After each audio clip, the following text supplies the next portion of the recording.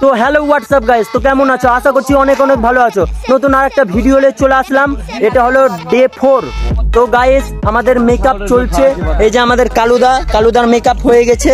তো গাইস এইদিকে আরেকজনের মেকআপ চলছে ছোট্টুর। এই যে ছোট কিছু বললাম।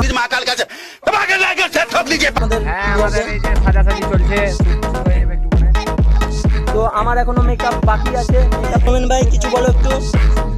क्या बोलूं मैं इस पे। Like comment share. বাবা ছোটবেলায় মা কেমন ছিল বলো না বাবা, বলো কেমন ছিল। তো গাইস আমারও মেকআপ হয়ে গেল, এবার শুট শুরু হবে।